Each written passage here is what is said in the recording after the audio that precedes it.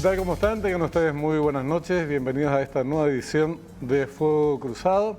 Hoy con temas siempre de mucha actualidad que combinan aspectos estructurales con coyunturales. Problemas de larga data como es la situación de las micro, pequeñas y medianas empresas en nuestro país, que son un verdadero motor en materia económica, en generación de empleo, pero que tropieza con innumerables problemas. Y queremos conocer cuáles son de existir las políticas públicas para hacer frente a esta situación. También hay aspectos económicos de carácter coyuntural, sectores muy dinámicos de la economía, ramas de la producción que sin embargo están viendo debilitarse sus ingresos, decaer en algunos aspectos sus ingresos reales. ¿Cómo salimos de esta situación estructural? ¿Cómo avanzamos en términos de la formalización de la economía paraguaya y de las microempresas en particular, la mitad de las cuales están operando en negro? Y ahí le damos al caso argentino, aunque por otras consideraciones y otros motivos, están avanzando en dirección hacia una especie de, no es una especie, hacia un blanqueo de la economía y de las operaciones que se van a llevar adelante a partir de ahora. ¿Cuáles son sus características? Le vamos a consultar también a nuestros invitados hoy. Pero arranquemos de esta manera el programa, presentando el tema. Pobreza, desprotección social y menor capacidad de recaudación tributaria son algunos de los costos de la informalidad en la que se desenvuelve un vasto sector de la economía paraguaya. ¿Cómo ir superando esta situación que afecta a más de 150.000 MIPYMES? ¿Cómo blanquear lo que hoy está en negro en un mercado que, además, está mostrando signos de deterioro en los ingresos reales de sus ramas más dinámicas? En instantes, en esta edición de Fuego Cruzado. Bueno, hoy tenemos a dos invitados de lujo para hablar de este tema. Gustavo Jiménez, viceministro de MIPYMES del Ministerio de Industria y Comercio. ¿Qué tal, Gustavo? ¿Cómo estás? Muy buenas noches a vos y a toda la audiencia. Muchas gracias por la invitación, Benjamín. No, gracias a vos por estar acá. Daniel Correa, economista, ex viceministro de Industria. Pues la primera vez que estuve acá lo presentamos como viceministro de Industria y Comercio, ¿verdad? De Industria del Ministerio de Hacienda, entonces. ¿Qué tal, Daniel? ¿Cómo estás? Muy buenas noches también para la audiencia. Gracias por la invitación, Benjamín. Y bueno, un saludo acá especial también para el viceministro Jiménez. Nosotros normalmente andamos corriendo tipo bomberos locos de incendio en incendio y no vemos los problemas de carácter más estructural. Incluso cuando hablamos de temas pesados como pobreza, temas muy duros, desocupación, desempleo, y sin embargo no nos atrapa algo que debería atraparnos, que es, hablo en general, seguramente los hay quienes sí están atrapados en estos temas, que es cómo encarar el tema de las micro y pequeñas empresas en nuestro país, más que las medianas, micro y pequeñas empresas. Y la informalidad como una de las causales de la pobreza de un sector importante que al mismo tiempo es un motor de la economía. Entonces, ¿cómo se aborda esto desde el viceministerio, Gustavo? Bueno, realmente es muy importante lo que mencionás, porque cuando nos ponemos a dimensionar un poco al ecosistema, en el último boletín de formalización que estuvimos presentando hace unos meses, encontramos que hay 450.000 MIPYMES. Yo llegué a 360.000. Ahí está, sí, ese es el anterior. En el nuevo, digamos, 450, se mantienen las mismas proporciones. 98% de las empresas de Paraguay, digamos, son MIPYMES. Y en ese 98%, si queremos considerar la micro, pequeña y mediana, para que la audiencia también se ubique, la micro es la que factura hasta 650 millones de guaraníes anuales. La pequeña es la que factura de 650 a 3.230 y la mediana la que factura de 3.230 a 7.750. 88% de ese 98 que te mencioné, que son 450.000, son microempresas, o sea que facturan hasta 650 millones de guaraníes anuales. 10% son pequeñas y solo 2% son medianas. Entonces, ese es el ecosistema y como muy bien vos dijiste, digamos, en la micro y la pequeña es donde tenemos las mayores necesidades, por lo menos de atención y de cuidado. Y nosotros basamos prácticamente en 3 pilares nuestra estrategia en el Ministerio de Industria y Comercio. El primero tiene que ver con la formalización. Lo que pretendemos justamente es poder que ser formal para la gente se perciba como algo que le conviene. en donde busquemos que la formalidad sea ágil, sea sencilla, no costosa y que sea digital para que no tenga que trasladarse a hacer trámites en instituciones públicas y que no tiene tiempo. Por el otro lado tenemos el tema del acceso a financiamiento. Y partamos solamente de este dato, 60% de esas 450.000 MIPYMES no tienen una cuenta bancaria. Entonces ahí nosotros tenemos que buscar la forma de incluirles financieramente para que puedan recibir el financiamiento oportuno. Y ahí con eso siempre solemos hablar, digamos, de que hace falta financiar las MIPYMES. La financiación hoy está, digamos, pero hoy el sector usurero es, digamos, quien está atendiendo a ese segmento, ¿verdad? Entonces nosotros queremos que lleguen a tasas más razonables. Y por el otro lado, si te ayudo a formalizarte, te doy acceso a financiamiento, el objetivo es de que puedas facturar más, queremos darte negocios. Y ahí tenemos varias herramientas que estamos empezando a experimentar. La primera de ellas, desde este lado del escritorio como Estado, es lo que tiene relación con las compras públicas. En la nueva ley de compras y suministros públicos, las MIPYMES tienen una reserva de mercado del 20%. La primera experiencia quizás que estamos haciendo en la implementación de esto tiene que ver con el programa Hambre Cero, donde logramos, y ayer justamente salió un decreto donde nos da todavía mucha más fuerza, de que aquellos ganadores, son 25 empresas que ganaron la licitación, obligatoriamente tienen que comprar a MIPYMES y a productores de la agricultura familiar. Entonces eso ayuda a que ese dinero esté directamente orientado a nuestro segmento. Pero transversalmente, esto de repente suena fácil decir todo lo que te mencionó Benjamín, pero transversalmente se necesita capacitación y asistencia técnica. Tenemos que acompañarles a nuestras MIPYMES y llevarles de la mano para que puedan lograr estos objetivos, para lo cual tenemos toda una estructura hoy de centros de desarrollo empresarial en distintos puntos de la República. Si Dios permite, vamos a digitalizar esto también ahora en junio y estaremos haciéndolo también para que la gente lo pueda hacer por vía WhatsApp, que pueda estar interactuando con un especialista nuestro y ver cuál es el siguiente paso, cómo tiene que formalizarse. De esas 450.000 MIPYMES que te decía, la ley de MIPYMES define que vos sos formal con tres cuestiones básicas, digamos. Dice que tenés que tener el RUC, esas 450.000 tienen el RUC, tenés que estar inscrito en IPS y tenés que estar inscrito en el MTES. Con eso tenés lo mínimo de la formalidad requerida que dice la ley de MIPYMES. ¿Sabes cuántas están en esas condiciones? 40.000. Entonces tenemos una brecha enorme, pero yo siempre quiero ver el vaso medio lleno y no medio vacío, ¿verdad? O sea, tenemos que darle realmente herramientas a todas esas MIPYMES para que puedan percibir de qué ser formal le conviene. Ahora, y para el país, Daniel, porque el tema, cuando hablamos de que 40.000 de 450.000 cumplen con esos requisitos, estamos hablando de que hay 410.000 unidades productivas que se mueven en el marco de la informalidad y con muchas precariedades. Entonces, probablemente sus trabajadores, de hecho, no perciben IPS, no tienen protección social, que si se formalizara eso mediante políticas públicas, también tendría un impacto muy grande, por ejemplo, en pobreza.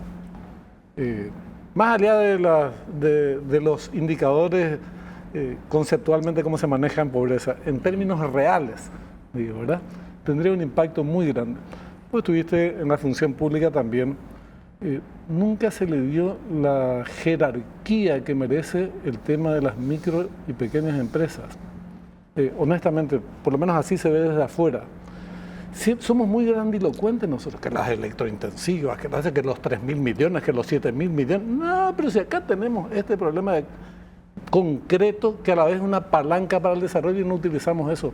O no hemos utilizado, no quiero hablar del presente, después vamos a hablar de planes concretos. Daniel. 3 de cada 4 empleos que se crean están en este sector. Empleo que puede ser formal o informal. Entonces, ese es el primer dato para tener en cuenta. El segundo dato, lo que decía acá el viceministro respecto a estos 3 ejes que ellos plantean. El tema de la formalización. ¿Qué incentivos tiene el que ya está hoy dentro del sistema para formalizarse?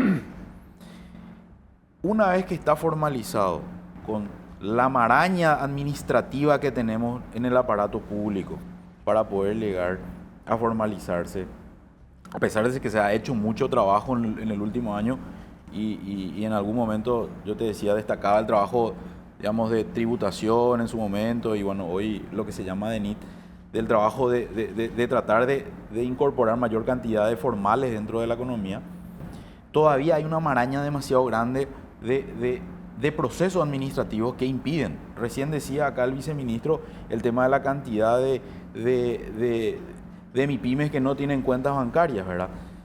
A pesar de que hay hoy una cuenta básica, todavía el impedimento administrativo para que puedan acceder, ya sea con procesos administrativos todavía presenciales o de con papeles, impiden a que rápidamente uno pueda crear y formalizar una empresa. Y ni qué decir pasar al segundo paso, que es el tema de la obtención del crédito, ¿verdad? Que ahí hay todo un tema otra vez de cuán especializados están hoy el sistema financiero para poder atender a este segmento, ¿verdad? ¿Y qué interés tendría? Porque ahí viene la banca pública también, ¿verdad? Ok, pero la banca pública puede ser una parte de todo, tampoco puede ser el gran financiador del sector. Es el que arbitra el mercado, es el que abre la puerta al mercado. Finalmente son los bancos privados comerciales son los que van a terminar. De hecho, hay algunos bancos comerciales que están especializados, que tienen estructura, que tienen personal adecuado y que conocen el segmento. Ahora, todavía hay un trecho demasiado grande que hay que recorrer. La banca pública puede hacer su trabajo, creo que puede hacer su trabajo, pero es limitado en términos de lo que debe atender y lo que debe hacer para que el sistema le atienda. Y el tercero que mencionaba, ahí es todavía el sector público hace, digamos, o tiene impacto, que es el tema de las compras públicas. Ahora, para mí el gran trabajo que tenemos que hacer, y lo mencionaba creo que en alguna de las entrevistas en estos días, creo que y mencionabas vos al inicio, lo que Argentina está haciendo en romper o desregular su economía y romper procesos administrativos que hoy tenemos a través de una ley ómnibus, por ejemplo, me parece que ese es el camino que deberíamos tener justamente para apoyar este tipo de sectores, para que si yo me quiero formalizar, si yo estoy creando una empresa con acciones simplificadas, una EAS, por ejemplo, ¿verdad?, sea mucho más fácil el acceder a papeles, no tenga que hacer, digamos, todos los procesos que sigo haciendo hoy día para la apertura de cuentas o para la cedulación, ¿verdad? Entonces, ese tipo de situaciones son relevantes, son importantes, es lo que en otras latitudes llaman la forma de hacer negocios, digamos, ¿verdad? Entonces, el facilitarle a que estas MIPYMES se puedan formalizar más rápidamente, puedan acceder más rápidamente también a créditos y puedan formar parte del ecosistema económico, ¿verdad? El sector público va a hacer su parte seguramente para las compras públicas, pero el gran negocio está en el consumo que hoy está creciendo, ¿verdad? Ahí está el gran negocio para todos. Que Ña Juana, que es una modista, que está empezando a formalizarse, pueda empezar a vender con factura y que pueda poder acceder a un crédito de 5 años. Tenemos entonces más o menos 400.000 MIPES, micro y pequeñas empresas, que operan en la informalidad. Eso significa que si se formalizaran, tendríamos al menos 400.000 empleos de mejor calidad. Totalmente. Si la mitad de ellas contratara a un trabajador, tendríamos un crecimiento estructural del empleo en 200.000 personas. Eso es una barbaridad. Por eso te decía yo, no se corresponde nuestra atención y nuestro interés en un tema que de verdad es mucho más grande y estratégico que otras apuestas que se hacen, que no está mal que se hagan, ¿eh? Solo que hace 30 años estamos esperando de otras cuestiones y no avanzamos mucho en estas que las tenemos acá frente a nuestras narices. Lo que mencionás es una realidad, Benjamín, porque así como dijo Daniel, hay varias cuestiones que impiden de que esas MIPYMES hoy puedan conectarse con ese ecosistema que hoy vemos en los números macro que Paraguay está creciendo y que realmente es así. Sin embargo, yo creo que en este concepto de que la formalización es positiva y que le va a ayudar, se disparan varias cuestiones que si nosotros tocamos esos puntos van a generar ese cambio y esa transformación, porque el efecto multiplicador que tiene si los arreglamos es así como vos bien decías, mirando desde el punto de vista del empleo. Gracias a la ley de MIPYMES que, digamos, incorpora algunas de estas cosas, lamentablemente no se pueden poner todo lo que quisiéramos, digamos, una normativa, pero la primera premisa sobre la cual basamos esta modificación de la ley es claramente el tema de la formalización, en donde lo que queríamos sacar era, con los congresistas, era que la percepción de que formalizarte te cuesta caro. Hoy con la ley de MIPYMES tenés desde el otorgamiento de la cédula MIPYME, que es una inscripción básicamente automática, que es lo que pretendemos, automáticamente tenés 3 años para que no te cueste nada ningún otro registro en el Estado. Entonces tenés que ir a registrarte porque recordemos de que no termina en el RUC la formalización. El RUC, Ministerio de Trabajo, IPS, tengo que tener, por ejemplo, si me dedico al sector de la gastronomía, tengo que estar inscrito, antes era INAN, ahora está en INAVISA. ¿Verdad? Hay unos trámites ahí, tiene un costo. Tengo que estar, si me dedico al domisanitario, por ejemplo, hago detergentes, ese tipo de cosas, también tengo que estar inscrito, tengo que pagar la patente. O sea, son costos que hoy con esa ley caen a cero, se cortan a cero. Entonces, no hay más excusa. O sea, no queremos que la MIPYME diga, la micro y la pequeña, en este caso, como bien vos mencionaste, porque ese beneficio para la micro particularmente, perciba de que nosotros le queremos cobrar antes de empezar. No te cuesta nada arrancar. Empezá, formalizate y ahí empezamos a ayudarte. El siguiente paso, que es lo que le estaba comentando al doctor justamente, era el tema de la apertura de la cuenta. Ese 60% que no tiene cuenta, nosotros sacamos con el Banco Central una disposición que es la cuenta básica MIPYME. De manera electrónica, yo voy a transmitir los datos de mi cédula MIPYME al banco para que yo pueda elegir con qué banco operar y abrir mi cuenta de manera inmediata, desde el celular. Eso queremos sacar ahora. Y ahí sí, ahí yo creo que hay un trabajo quizás más del sector de los especialistas económicos, de poder mostrar al resto del ecosistema financiero de que financiar a las MIPYMES no es un mal negocio. De hecho, ya hemos visto algunos números con el BCP y con otras organizaciones en donde vimos de que, por ejemplo, del 100% de las MIPYMES que operan en el sistema financiero, solamente un 6% tiene arriba de categoría 2. Eso significa que tiene un poco de mora. O sea, el 94% de nuestras MIPYMES están en categoría 1. O sea, no son malos clientes. Eso es el 40%. Exactamente. De los que tienen crédito, exactamente, como bien dijiste. Entonces, ahí nos damos cuenta de que quizás nosotros deberíamos darle más incentivo con garantías, quizás para que se animen más las otras instituciones financieras. Y ese es el tema. Porque las cuestiones después se concretan a nivel de inversión, ¿verdad? ¿Qué tanto se invierte en esto desde el sector público? Comprendo lo que decía Daniel. Esta es una cuestión también en donde tiene una alta participación o debe tener una alta participación el sector privado y la banca privada en particular. Pero desde el Estado, ¿cuánto es la inversión que se realiza en este terreno? Tanto para gerenciamiento como para respaldos concretos a MIPYMES, en montos. Porque ahí es donde después la realidad se te impone. Bueno, voy a mencionarte que realmente si en ese caso, desde el punto de vista de mi viceministerio, somos el que menor presupuesto tenemos dentro de la estructura del MIC, por ejemplo. O sea, somos 30 personas para atender a un universo de 450.000. Imagínate. Entonces sí, ahí nos falta un poco de apoyo, digamos, en ese sentido, que pretendemos también. Yo me estoy desayunando, yo provengo del sector privado también, de que hay un montón de procesos, había sido para generar un montón de estas cosas. Entonces estamos presentando todo lo requerido porque en esta nueva ley le damos más estructura al viceministerio de MIPYMES con mejores condiciones. Se crea, o se activa, mejor dicho, pues ya está creado desde el 2012, se activa el Fondo Nacional de MIPYMES, por ejemplo, que es un fondo que está cargado con alrededor de $5 millones por año, que obligatoriamente el MEF tiene que pasarnos ese dinero para que nosotros podamos volcar eso en proyectos o de cooperación técnica o de financiamiento, etcétera, para el sector de MIPYMES. Entonces eso ya por lo menos nos define un monto. Podemos decir mucho, poco, no importa, porque hoy tenemos 0.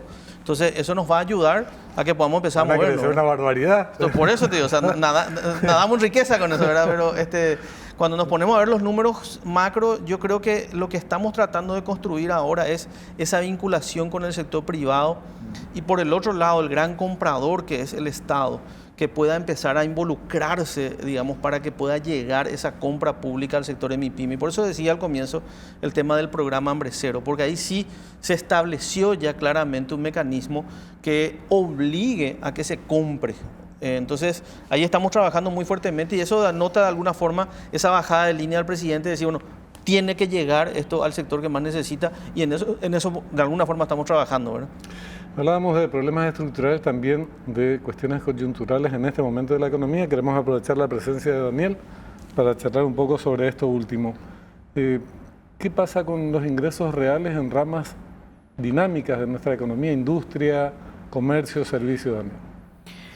Bueno, en el último tiempo estuve haciendo unos estudios sobre, creo que hay aspectos positivos, primero que destacar, que es que esta dinámica positiva de la macro tiene impactos en la micro desde el punto de vista de la creación de empleo. De hecho, vimos en algunos sectores como el sector, por ejemplo, de la construcción, el sector también de servicios, que se genera puestos de trabajo. Ahora, uno de los temas que tiene que ver también con esto es qué es lo que está pasando entonces también con los ingresos de aquellos que están ocupados. Claro. ¿Verdad? Y bueno, con los datos del Instituto Nacional de Estadística, lo que se hizo fue, bueno, ver que también era una preocupación de la ciudadanía en el último tiempo el aumento de ciertos rubros de la canasta familiar, que tiene impacto finalmente en el famoso índice de precio al consumidor, que es la famosa inflación, ¿verdad? Entonces, ¿cómo eso está alterando finalmente la capacidad de compra de ese trabajador que está generando ingresos? Entonces, lo que se hizo fue buscar, digamos, una serie histórica de qué es lo que está pasando, y lo que, digamos, noté es que en este último trimestre, o sea, en el primer trimestre de este año, comparado con el mismo periodo del año pasado, ese ingreso declarado está reduciéndose con respecto al... Crece la economía, crece el empleo, pero el ingreso en términos reales, que es lo que nos interesa saber para saber la capacidad de compra de esa familia o de ese trabajador, se redujo. Y particularmente en algunos sectores, ¿verdad?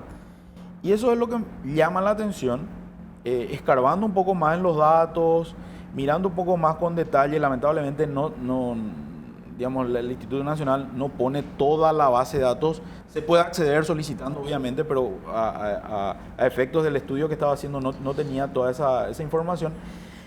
Tengo algunas, digamos, hipótesis que creo y que estoy viendo en algunos datos que puede corroborarse, que es que lo que está pasando también es que la economía está creciendo, la economía está generando empleo, y esa baja de ingresos, lo que puede estar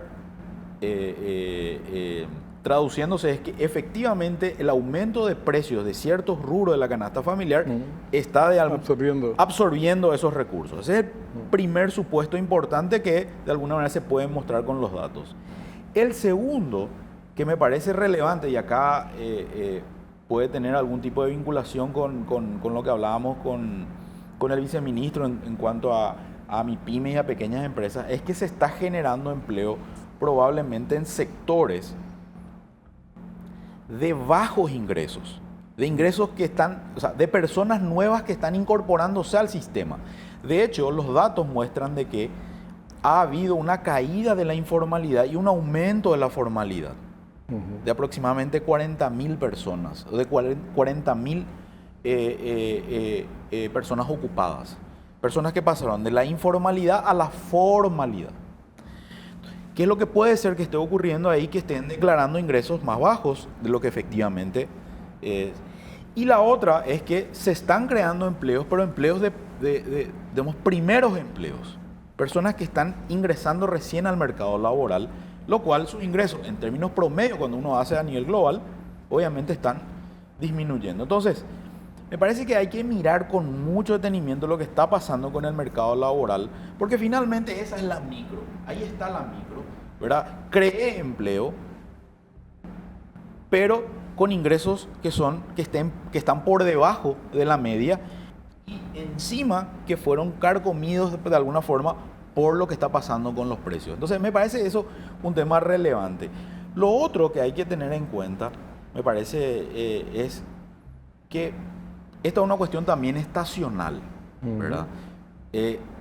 estos fueron unos meses bastante complicados desde los finales del año pasado y principios de este, porque también tuvimos un escenario de dólar caro, Sí. ¿verdad? De dólar En caro. teoría está bajando en el mundo, ¿verdad? Que está empezando a tener una apreciación, digamos, para nosotros, ¿verdad? Entonces, eso también puede ayudar que en los próximos meses tengamos una cierta estabilidad y que de mantenerse esta dinámica en el crecimiento de la economía, en el gasto y en la creación de empleo, eso pueda mejorar. De hecho, hay algunos datos muy relevantes. Mejoró las importaciones con respecto al año pasado, en este periodo de 4 meses ya. Con respecto al año pasado, en un crecimiento importante. El gasto, hay un indicador del Banco Central que es la cifra de negocios, que si uno compara con lo que pasó el año pasado, está creciendo cerca del 6%. El IMAEP, que es un indicador también del Banco Central, a abril estaba creciendo por encima del 4%. Por eso, y días pasados estaba mirando que el ministro de Economía mencionaba que era positivo respecto al crecimiento para este año, que podía superar inclusive el 4%. Entonces, esa dinámica se va a mantener. El tema es si esa dinámica puede generar empleos que puedan mantener la capacidad de compra de la gente. Sí.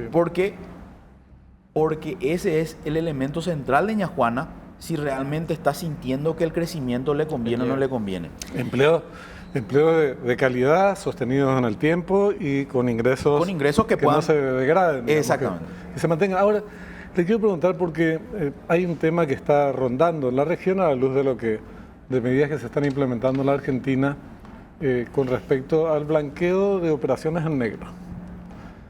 Pero más allá de la política general, para manejar nosotros informaciones más precisas, ¿tenemos cuantificado, más o menos, cuánto es el mercado global que opera en negro en Paraguay? Y de eso, ¿cuánto corresponde, por ejemplo, a estas 400.000 MIPYMES, en este caso? ¿Y cuántas no? Porque estamos ayudados también, ¿no?, que operan en negro por otras razones.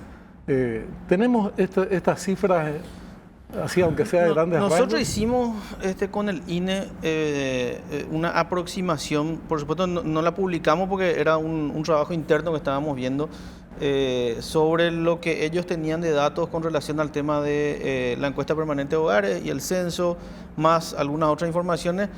Y llegamos a un número que nos dio un chute, ¿verdad? Es un chute de 705.000, 710.000 unidades empresariales totalmente informales, o sea, no tienen RUT, ni su fotocarnet.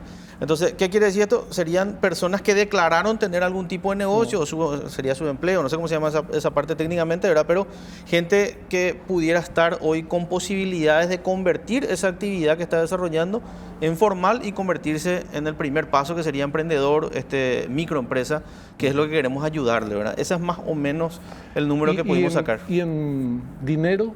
¿Qué participación tiene en el Producto Interno Bruto esta informalidad? Hay datos, hay estudios, refiero a lo que en la época en la cual estaba en el sector público, datos del Fondo Monetario que decían de que el nivel y el dato que utilizaban ellos era del lado más tributario, ¿verdad? Que digamos de lo que podría estar evadiéndose. Y se hablaba de que estaría cerca de un 30-35% ¿Del PIB? Del producto. Hay otros datos.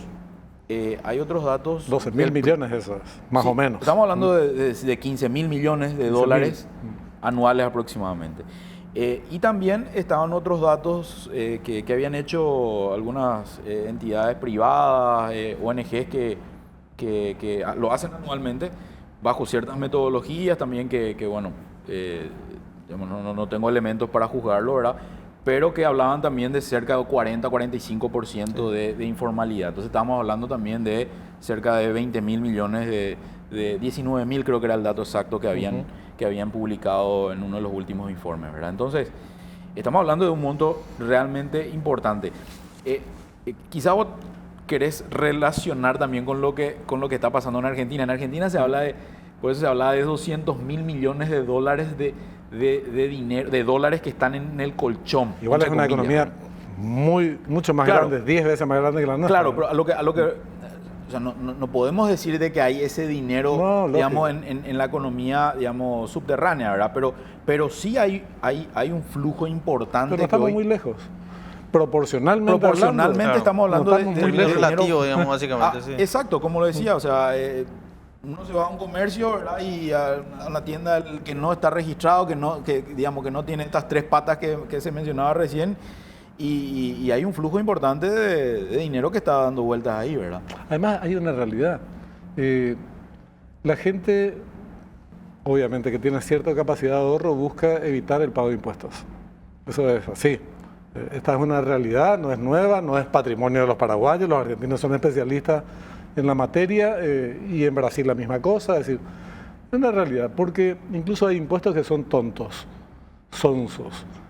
Como el impuesto a la renta personal, el piso es un absurdo, tan bajo, ¿verdad? 6.500.000 te tenés que pagar impuesto a la renta personal, ¿verdad? No, es ridículo, es casi un impuesto al salario. Si se elevaran esos techos, habría una capacidad de ahorro mayor. Entonces, como esa capacidad de ahorro no se declara, está negro, ¿verdad? Pero tampoco puede adquirir bienes.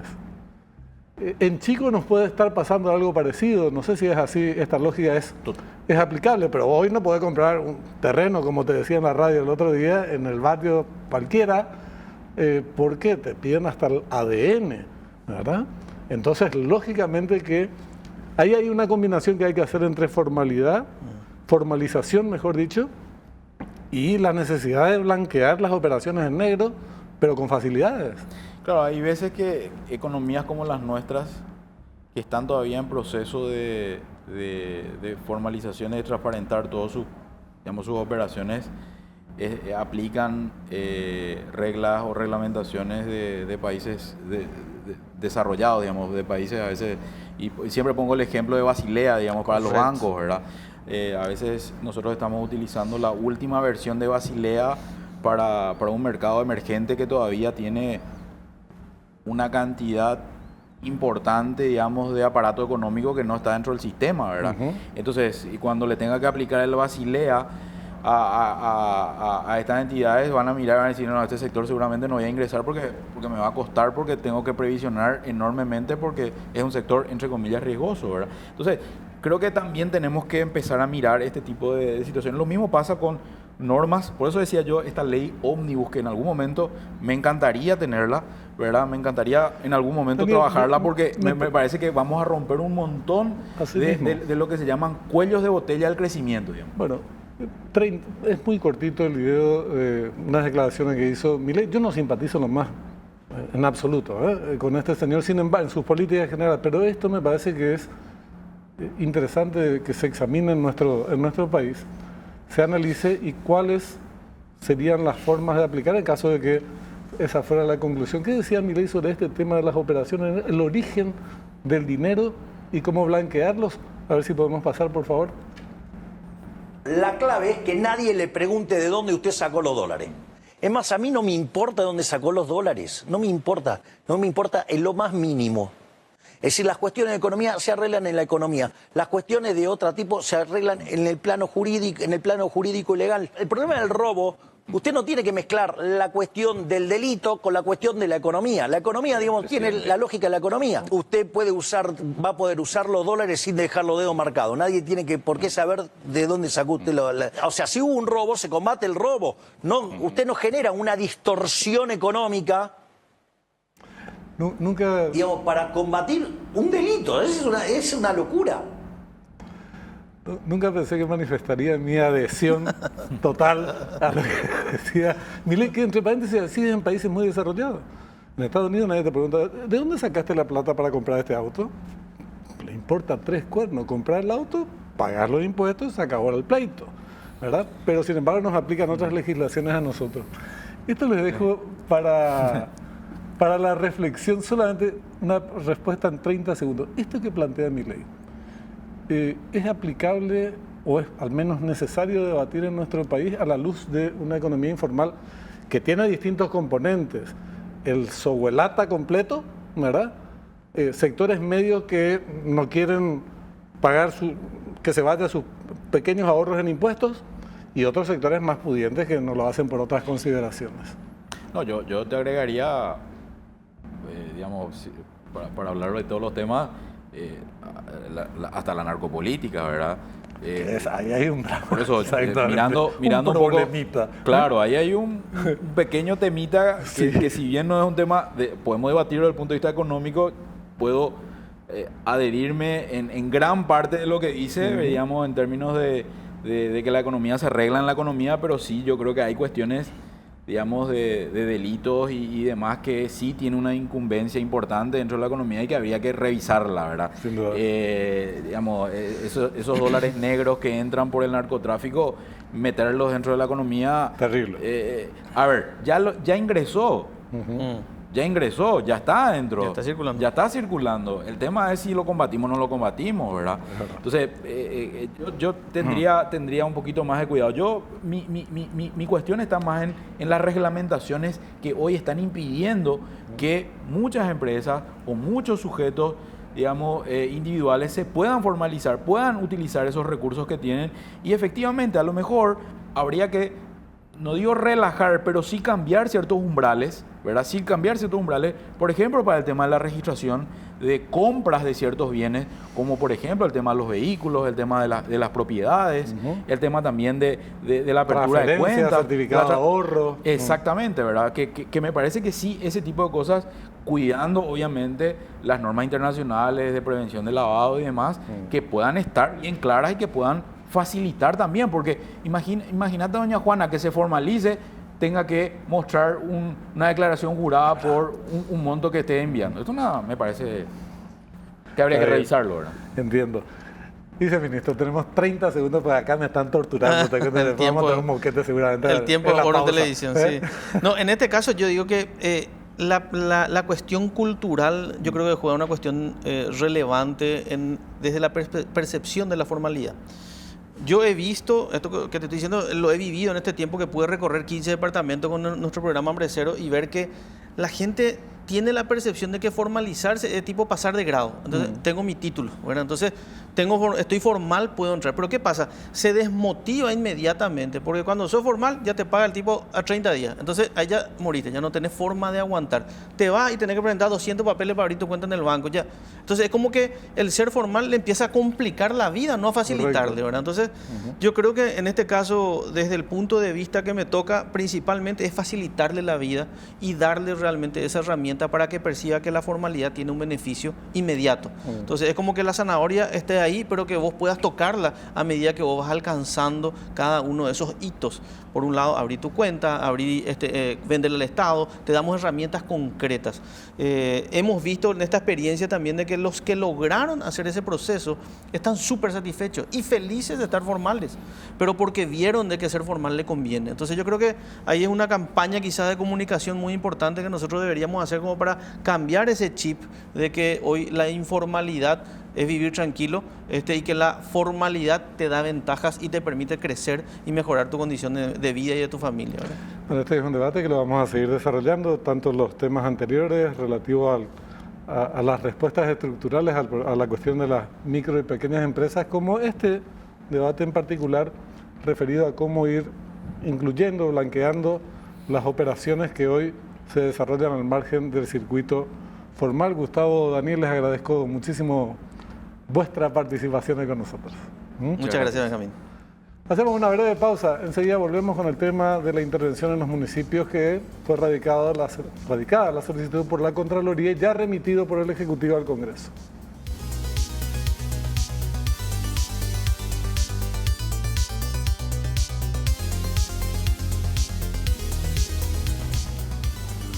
Estamos de vuelta, último bloque de Fuego Cruzado en su edición de la fecha. Queremos abordar, aunque más no sean líneas generales, el tema de las intervenciones resueltas solicitadas, mejor dicho, por la Contraloría General de la República, sobre los municipios de Asunción, para los municipios de Asunción y Ciudad del Este.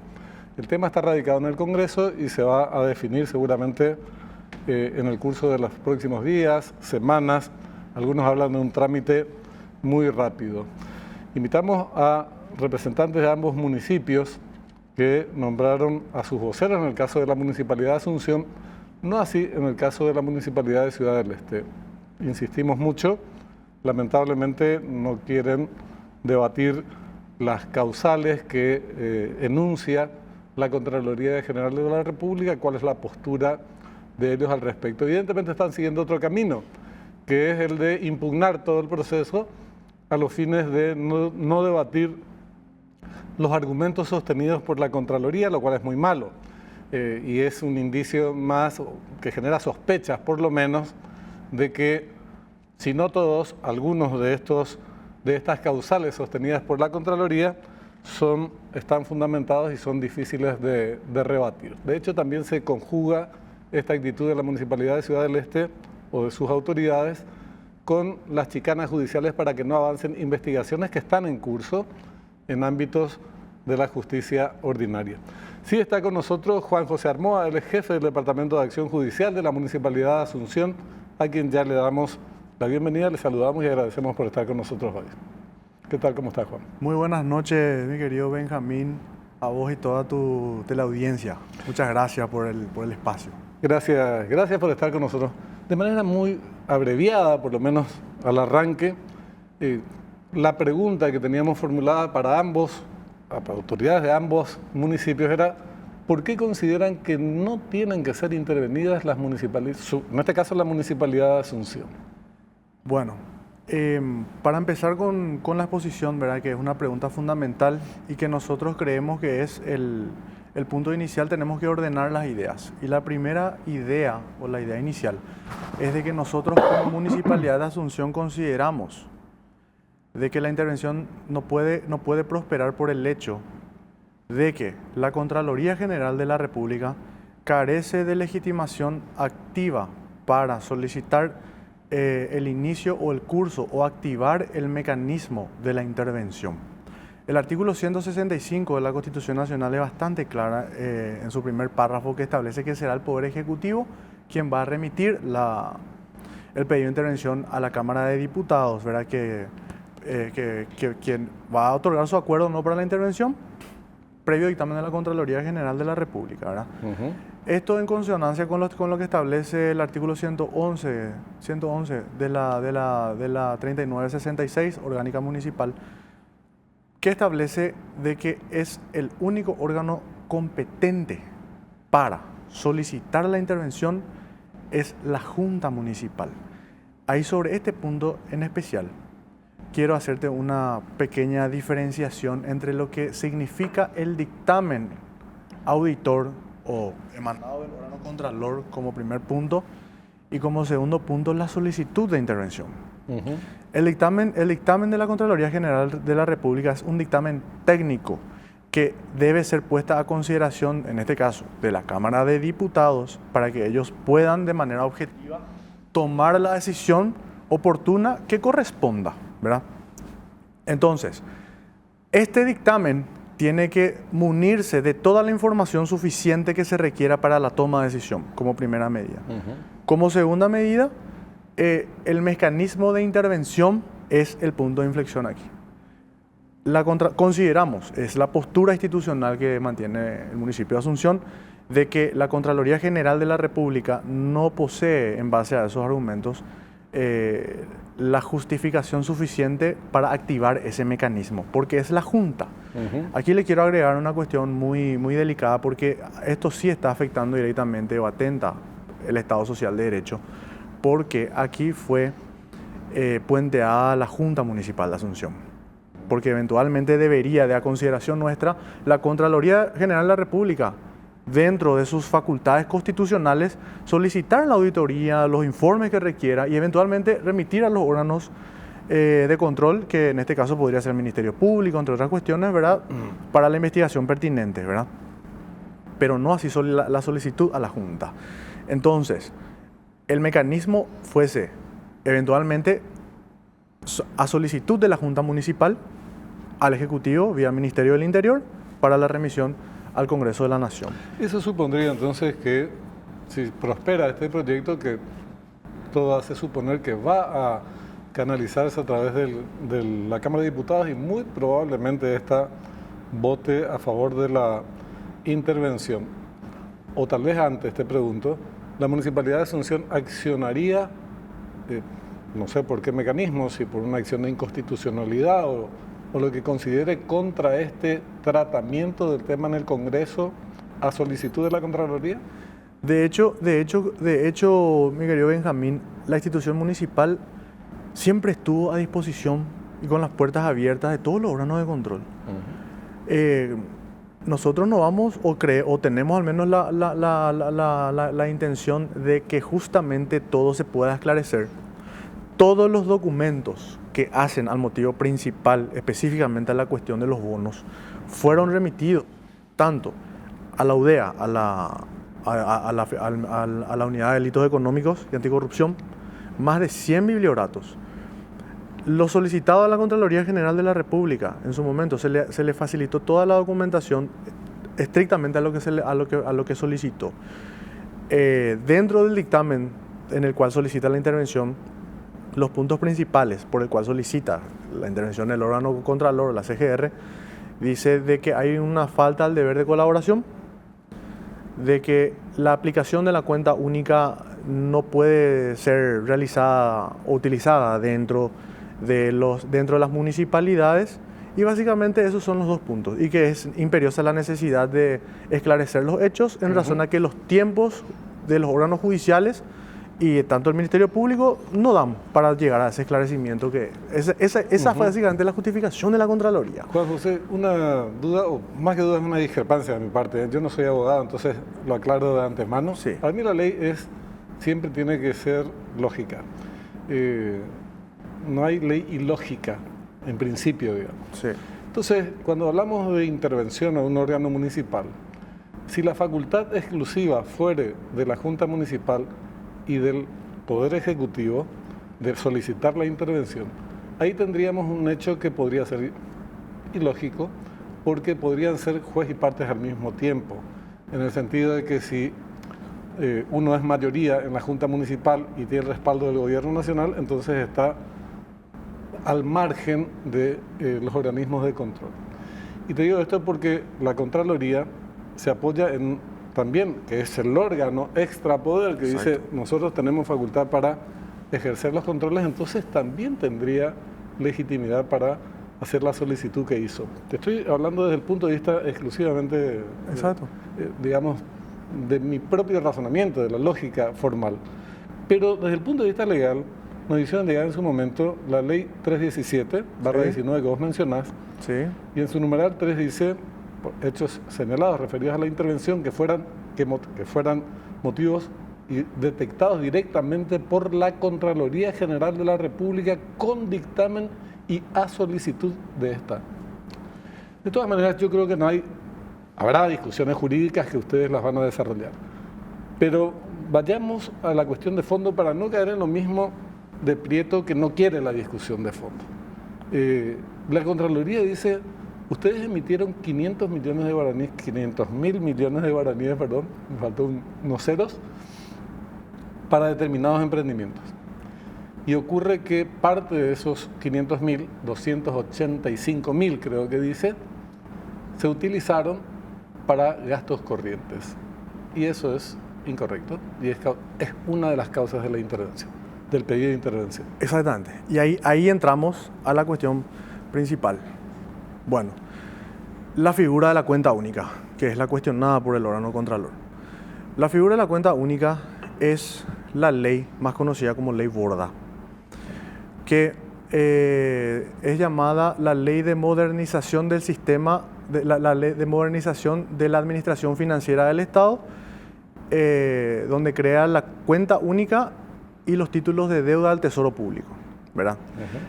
Esta ley está considerada o es una herramienta de la ley 1535 de la ley de administración financiera del Estado, que a su vez la Carta Orgánica Municipal autoriza a la Municipalidad de Asunción a que la utilice de manera supletoria todas las disposiciones contenidas en esta ley. Entonces, la cuenta única, al ser autorizada por esta ley, tanto por nuestra orgánica y al ser una herramienta de la ley de administración financiera del Estado, estamos autorizados como Municipalidad de Asunción a poder utilizar la cuenta única. Y ahí quiero agregarte una cuestión bastante particular de todos los sucesos que fueron aconteciendo. La Contraloría General de la República en el año 2020 emite un dictamen donde autoriza y solamente recomienda la reglamentación de la cuenta única en el 2020. Y resulta que en el nuevo dictamen del 2024 dice que no corresponde y que se tiene que remitir al Ministerio Público a los efectos de las investigaciones pertinentes. O sea, ¿cuál de los dictámenes vamos a atender? Dentro de nuestra autonomía, dentro de esa ley y la Ley de Administración Financiera del Estado, que es la ley que estamos dentro del ámbito del derecho público. Todo lo que, como bien vos sabés, mi querido Benjamín, todo lo que no está expresamente prohibido está permitido. Y la Ley de Administración Financiera del Estado y la ley de la cuenta que crea la cuenta única y de los títulos de deuda del Tesoro Público no prohíben a los entes autónomos descentralizados el uso de la cuenta. Pero no es al revés. Te pregunto, ¿no es todo lo que no está expresamente permitido está prohibido? Todo lo que no está expresamente prohibido está permitido en el derecho público. Se utiliza una máxima del derecho público. Después hay otra premisa que es el derecho civil, similar. Pero a lo que quiero ir nomás es, la norma tiene que ser taxativa en cuanto a su prohibición. Entonces, no prohíbe, por un lado, ¿verdad? Por el otro lado, dentro de esa autonomía, como te mencioné, está la ordenanza, no recuerdo el número, que establece el uso de la cuenta única para la Municipalidad de Asunción, ¿verdad? Entonces, y solamente recomendaba, el primer dictamen de la CGR recomienda la reglamentación de la misma, que sí fue reglamentada. Y en el último dictamen de la Contraloría, en el último párrafo, dice de que existiendo incluso causa abierta, porque considera que menciona que anteriormente hubo indicios de hecho punible que fueron remitidos al Ministerio Público y que se abrieron causas penales al respecto. Y que fueron todos, estuvieron asignadas bajo la intervención de la doctora agente fiscal, abogada Natalia Silva. Dicho por la misma causa, ¿verdad? Dicho expediente judicial ya está completamente desestimado. Tanto el Ministerio Público pidió la desestimación y el Juzgado Penal de Garantías dio la desestimación de la causa penal. Decime una cosa, O sea porque lo de la caja única y compañía, esas son cuestiones que a los comunes mortales como yo nos resulta chino, básico. Pero sí entendemos que, por lo menos está muy instalado, que si uno emite bonos, contrata deuda, tiene que destinar a los fines que sirvieron de base para esa contratación. Entonces se tiene que usar para ese único fin. Y según la Contraloría, no se usó solamente para ese fin, sino incluso un poco más del 50% de los 500.000 millones se utilizaron para gastos corrientes. ¿Qué nos puedes decir al respecto? Bueno, sobre ese punto en particular, volvemos otra vez a la figura de la cuenta única. La figura de la cuenta única es una figura utilizada ya en administraciones anteriores también. Y resulta de que como es una herramienta fundamental para la utilización del dinero, para que el dinero sea productivo y no quede un dinero ocioso, entramos ahí en una situación muy particular, mi querido Benjamín. ¿Por qué? Porque en el primer dictamen recomendó la Contraloría de que se reglamente eso en base al funcionamiento institucional. Es lo que dice, ¿verdad? Se reglamentó en base al funcionamiento institucional. Es más, en la práctica se tiene que utilizar, y es más, la ejecución presupuestaria y todo lo que regula la Ley de Administración Financiera, que se aprueba de manera anual por la ordenanza, ¿verdad? Al aplicarse la cuenta única, obviamente se está respetando lo que establece la Ley de Administración Financiera, que al mismo tiempo la ley orgánica autoriza su uso. Entonces, no está prohibido el uso de la cuenta única. Es más, se tiene que reponer, obviamente, como la misma ley exige, que se tiene que hacer la reposición a la cuenta, o sea, que se utiliza el dinero y se tiene que reponerlo lo antes posible, que eso, no quiero entrar demasiado en el manejo financiero porque esa parte no me compete, pero tengo entendido que sí se está cumpliendo con esos parámetros. O sea que los 500.000 millones de guaraníes, para entender mejor, sí se utilizarían finalmente en su totalidad para la ejecución de las obras para las cuales se habían emitido esos Exacto, bonos. se están haciendo una cantidad de obras, ya hay una cantidad de obras culminadas y en proceso todavía, ¿verdad? No manejo números pero hay justamente ayer estuvimos mirando con el equipo que ya existe una cantidad importante de obras culminadas y otros en proceso, ya, o sea, en etapa de ejecución de las obras, ¿verdad? Y que se está cumpliendo con lo que, con lo que está establecido o con lo que con los parámetros de los lineamientos que la norma exige. ¿Qué sobre pasa? este punto. Probablemente esto en el curso de los próximos días se integre en comisiones, en el Congreso, Sí. en la Cámara de Diputados para tratar el caso de Ciudad del Este y de Asunción. Sí. Y seguramente serán convocadas las partes llegado el momento como para que formularan los descargos correspondientes. Sí. La Municipalidad de Asunción, el intendente, Nenecho Rodríguez, Óscar Rodríguez, iría a esa convocatoria, expondría los argumentos para asumir su defensa frente a los cargos que presenta la Contraloría, o diría la Contraloría no pudo haber hecho esta solicitud y no me voy, o me voy a decir esto. Este es un proceso nulo. Y yo creo que el intendente no tendría problema, ¿verdad? Es más, él está a disposición como te había mencionado, de todos los órganos de control. Si él es convocado, creo que no tendría ningún inconveniente en ir. Va a ir con su equipo técnico, ¿verdad? Y ahí te quiero mencionar algo también, mi querido. El reglamento de la Junta Municipal de Asunción. Hay un artículo que establece que para las situaciones o circunstancias que no están establecidas dentro del reglamento, se va a aplicar supletoriamente las disposiciones contenidas en el reglamento de la Cámara de Diputados. El año pasado se había planteado en la Junta Municipal el pedido de intervención y fue rechazado. Y ahí es donde nosotros entendemos de que hay un periodo de 1 año en que no puede volver a tratarse la intervención. Y si nos remitimos a lo que establece el reglamento de diputados, estamos ante una situación que diputados va a tener que determinar, ¿verdad?, si corresponde o no el análisis, ¿verdad? Es una cuestión política, nosotros vamos a someternos, o sea, nosotros digo yo, estoy hablando en nombre de la institución municipal de Asunción, ¿verdad? Estamos abiertos, quiero que quede bien claro de que nosotros como Municipalidad de Asunción no estamos en condiciones o no estamos con el ánimo de esconder nada, de cuestionar nada, de discutir nada. Las informaciones que fueron requeridas en su momento a través del portal de acceso a la información pública, está todo publicado, todos los documentos, facturas, todo está publicado. Es más, ahí hay que hacer también esa diferencia en cuanto a lo que corresponde a la competencia de la CGR, Contraloría General de la República, y lo que corresponde a lo que estamos defendiendo, lo que es el Tribunal de Cuentas. El Tribunal de Cuentas de la capital es el órgano jurisdiccional que le da la competencia, tanto la Constitución Nacional. Pero ahí nos metemos en un tema complicado, te invito a que lo conversamos en otra oportunidad, porque ese fue el escudo que utilizaron todos los municipios para no ser sujetos de control por parte de la Contraloría, que es el órgano constitucional. Eso no es un escudo, eso es lo que están queriendo, eso no es un escudo. Nosotros decimos de que el órgano juzgador autorizado para aprobarte o no la ejecución presupuestaria es el tribunal. Pero nosotros estamos abiertos a cualquier auditoría que pueda hacer la Contraloría General de la República. Nunca se le cerró las puertas. Entonces, esa es la diferencia. Es un órgano de carácter administrativo que va a emitir un dictamen.